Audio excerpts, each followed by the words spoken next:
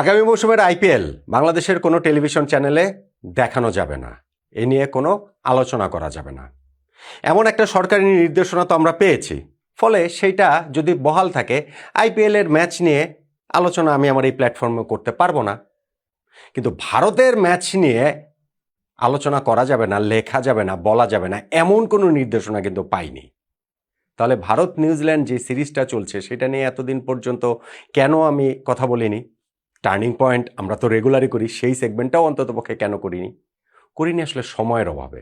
আমাদের প্রায়োরিটিটা অন্য জায়গাতে ছিল। বাংলাদেশ টি-20 ওয়ার্ল্ড কাপ খেলবে কি খেলবে না সেই জায়গাটাতেই আমাদের কনসেন্ট্রেশন ছিল এবং ওইটা নিয়েই আমাদের অনেক কাজ করতে হয়েছে। যেই কারণে আপনারা অনেকেই কমেন্টস করেছেন, অনেকেই জিজ্ঞাসা করেছেন যে কেন এইটা আসলে কাভার করছে না। অন্য কোনো কারণ নয়, সরকারি নিষেধাজ্ঞা যদি না থাকে তাহলে আমি এগুলো কাভার করবই। সো এখন হচ্ছে গিয়ে এই ফোর্থ যে ম্যাচটা হলো সেই ম্যাচের টার্নিং পয়েন্টের আলোচনাটা নিয়েই আপনাদের সামনে হাজির হয়েছি। এটার সঙ্গে আবার ওইটারও কোনো সম্পর্ক নাই যে ভারত প্রথম 3 ম্যাচ জিতেছে ফলে কাভার করিনি, ফোর্থ ম্যাচ ভারত হেরে গিয়েছে বলে আসলে এই টার্নিং পয়েন্ট আলোচনা করছে, সেইটাও অর্থহীন। কিন্তু অর্থহীন কথা বলার অনেক মানুষ তো আছে, অনেকেই সেইটা হয়তো বা বলবেন, অনেক কিছুই বলবেন, বলে আমি তো আমার কাজটা আসলে করতেই থাকবো। ভারত নিউজিল্যান্ডের 5 ম্যাচের টি-20 সিরিজ ভারত প্রথম 3 ম্যাচ জিতেই নিশ্চিত করে ফেলেছে। আজকে ফোর্থ ম্যাচটাতে তারা হেরে গেছে 50 রানে। টি-20 ম্যাচে 50 রানের পরাজয় কিন্তু বেশ বড়, কিন্তু দুইটা ঘটনা যদি না ঘটতো তাহলে এমনকি ভারত এই ম্যাচটা জিততে পর্যন্ত পারত। কেন আমি এই কথাটা বলছি এবং সেই দুইটা ঘটনার একটা ঘটনা অবভিয়াসলি টার্নিং পয়েন্ট, সেটা কোনটা আমার সঙ্গে আপনি মিলিয়ে নিতে পারেন। প্রথম 3টা ম্যাচ যে ভারত জিতেছে, খুবই সহজে জিতেছে, অনায়াসে জিতেছে, স্বচ্ছন্দে জিতেছে, বিস্ফোরক বিধ্বংসী জয় তারা পেয়েছে। ফার্স্ট ম্যাচ 48 রানে জিতেছে, পরের ম্যাচ 8 উইকেটে জিতেছে, সেইটাও 200+ রান তারা করে প্রায় 5 ওভার বাকি থাকতে। লাস্ট ম্যাচ মানে থার্ড ম্যাচটা তারা 150 রান 153 রান তারা করতে নেমে জিতে গেছে মাত্র 10 ওভারের মধ্যে 7 উইকেটে তারা জিতে গিয়েছে।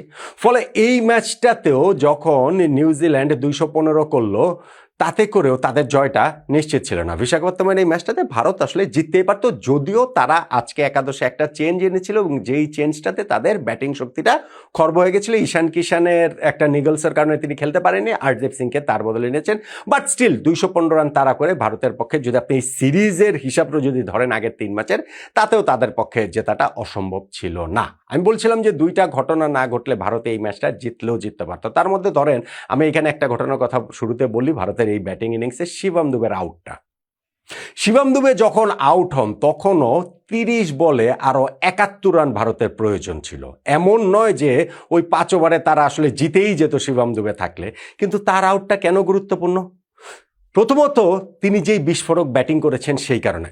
ধরেন প্রথমত আমি বলতে পারি তিনি যেভাবে আউট হয়েছেন দুর্ভাগ্যজনকভাবে, সেইটা বলতে পারেন। হার্ষিত রানা ছিলেন ব্যাটসম্যান, নন স্ট্রাইকিং এন্ডে ছিলেন শিবম দুবে।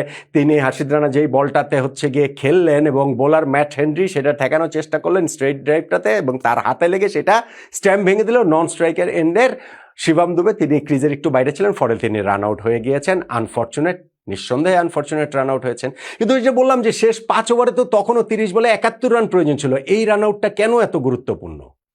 গুরুত্বপূর্ণ কারণ শিবম দুবে যেই ইনিংসটা খেলেছেন ভাই, প্লেস্টারিং একটা ইনিংস খেলেছেন।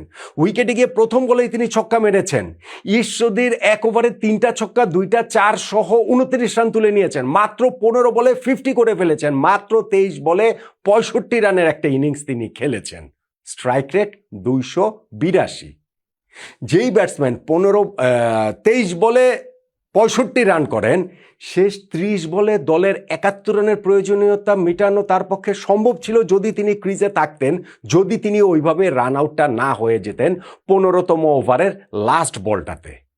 ফলে এই শেষ 5 ওভারটা যে শিবম দুবেকে ছাড়া ইন্ডিয়া ঢুকলো ওইরকম আনফর্চুনেট রান আউটে, শিবম দুবে থাকলে ম্যাচের রেজাল্ট অন্যরকম হলেও হতে পারতো। এরপরে ভারত হুড়মুড়িয়ে ভেঙে পড়ে তারা 165 রানে অল আউট হয়ে 50 রানের বিশাল ব্যবধানে ম্যাচটা হেরে গেছে। কিন্তু আপনি যদি এই কনটেক্সটটা জানেন, শিবম দুবের এই ঘটনাটা যদি জানেন, তাহলে আপনার মনে হবে যে না না না, তাহলে ভারত জিতলেও আসলে জিততে পারতো।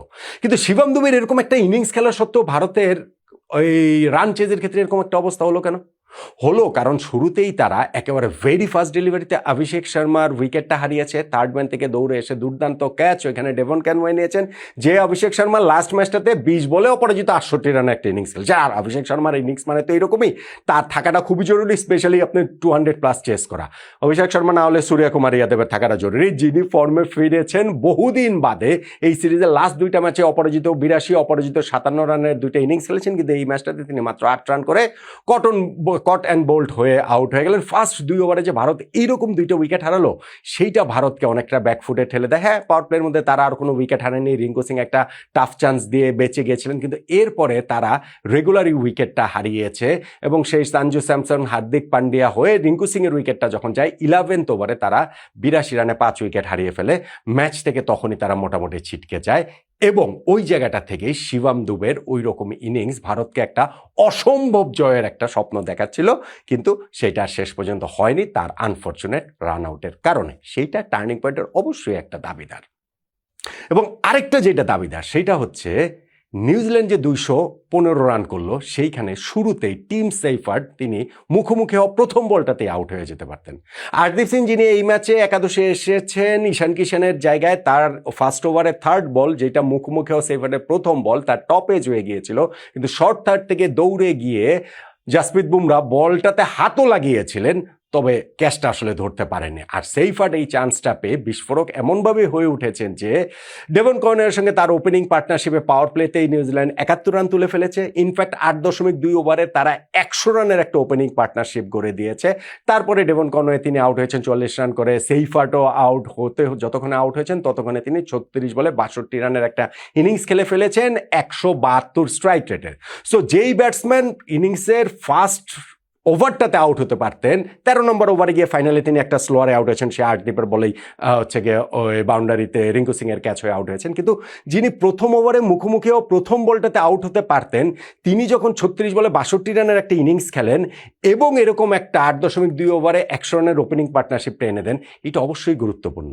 আর নিউজিল্যান্ডের ইনিংসের মিডল ফেজটাতে ভারত একটা কামব্যাক করেছিল, তবে আবার লাস্টে গিয়ে স্পেশালি শেষ 3 ওভারে তারা 47 রান নিউজিল্যান্ড তুলে নিয়েছে এবং সেইটাতেই তাদের স্কোরটা 215 পর্যন্ত চলে গিয়েছে, যেই কারণটাতে ওই স্কোরটা আসলে খুবই ফর্মিডেবল স্কোর। তবে ভারতের পক্ষে সেই রান তাড়া করে জেতাটা সম্ভব ছিল। শুরুতে তাদের আমি বলবো যে অভিষেক শর্মা আর সূর্যকুমার যাদবের পরপর প্রথম 2 ওভারে এই 2টা উইকেট হারানো এবং শিবম দুবের যে উইকেটটা হারানো, সেই ওই রকম একটা আনফর্চুনেট ওয়েতে ওইটাতেই তারা আর শেষ পর্যন্ত এটা পারেনি রান তাড়া করতে। নিউজিল্যান্ড সিরিজ হেরে গেল, ম্যাচটা 50 রানে জিতে এখন তারা কিছুটা মুখ রক্ষা করলো। লাস্ট ম্যাচটা রয়েছে, সেই ম্যাচটা যদি নিউজিল্যান্ড জিততে পারে তাদের ওই কিছুটা মুখ রক্ষা আরও কিছুটা মুখ রক্ষা হবে এবং T20 ওয়ার্ল্ড কাপটা তারা আরেকটু কনফিডেন্সের সঙ্গে শুরু করতে পারবে। আর ভারত 3টা ম্যাচ জিতে সিরিজ জয় নিশ্চিত করলেও নিশ্চিতভাবেই লাস্ট ম্যাচটা জিতেই তারা T20 ওয়ার্ল্ড কাপের এই প্রিপারেশনটা শেষ করতে চাইবে। তাহলে এই যে ম্যাচটা হলো, যেই ম্যাচে ভারতকে 50 রানে হারালো নিউজিল্যান্ড, সিরিজের প্রথম 3 ম্যাচে যারা ভারতের কাছে মোটামুটি উড়ে গিয়েছে, সেইখানটাতে টার্নিং পয়েন্ট কোনটাকে বলবেন? আমি 2টা দাবিদারের কথা বলছি, একটা শিবম দুবের রান আউট, একটা হচ্ছে গিয়ে টিম সাইফার্ডের ওই ক্যাচ মিস, আরেকটাকে আপনি সঙ্গে যদি যোগ করতে পারেন যে ভারতের রান চেজে প্রথম 2 ওভারে অভিষেক শর্মা এবং সূর্যকুমার যাদবের দুটো উইকেট হারানো। কিন্তু আমার কাছে হচ্ছে গিয়ে টিম সেইফার্ডের ক্যাচ, আমি জানি ওইটা খুবই টাফ চান্স ছিল, ওটা যে একেবারে মানে একটা ডলি ছেড়ে দিয়েছেন জাসপ্রীত বুমরা তা নয়, উনি চেষ্টা করেছিলেন, হিউজ এফোর্ট তিনি দিয়েছিলেন, বল হাতেও লাগেছিলেন, যদিও 4 হয়ে গিয়েছে, কিন্তু স্টিল আমি মনে করি যে সেইটাই তো আসলে ডিফারেন্সটা বেশি অর্থে মেক করে দিয়েছে, যেহেতু সেইফার্ড ওরকম একটা স্টার্ট নিউজিল্যান্ডকে এনে দিয়েছেন। ওইটাই তাই আমার কাছে নিউজিল্যান্ডের এই জয়ের ভারতকে হারানো ম্যাচের টার্নিং পয়েন্ট বলে মনে হচ্ছে। কতটা একমত হলেন আপনি জানাতে পারেন।